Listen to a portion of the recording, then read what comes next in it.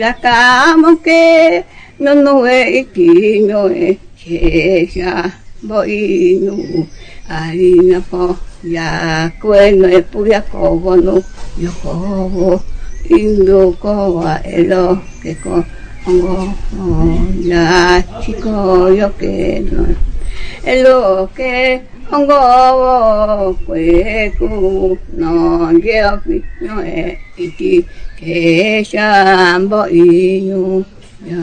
ako no e inata fupi ongo puya kovo pi ongo ako inata pa ongo neko una esiyo puya kova boko uhakweki wa nene ko yoshu ako inata pa ongo uta niyo ayo wane kushoti yare shone ako Nakapa wako koti inakisha mati mukowa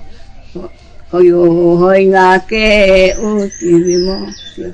ene pavila kulo kowa ya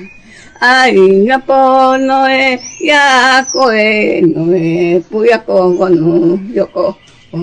ita ako indango yo Hoyan dingena ayar peke non peke ingoti wicho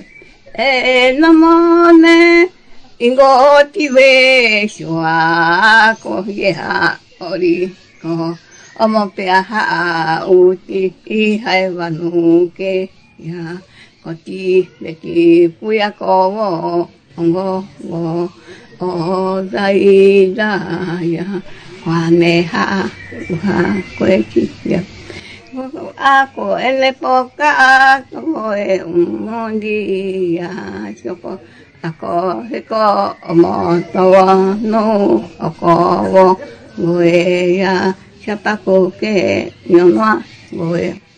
koti veti ya visoneo ya ita kono kwati maka elo ke pea woko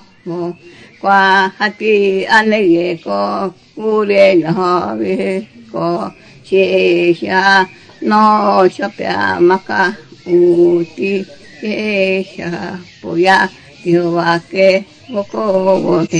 namone kuti nyokengo tiu ishawati shapa koke konje shapa kwale uti Siapa kuno ya koya inata popi moko ahati pahukiano imonge ogo ona esio ape ituke ime kapuyo titi ya kisono ona esio ya wane imonge no ati koe hane awoye akwati ella imonge owo imuto que hoy COVID yelo siapa de que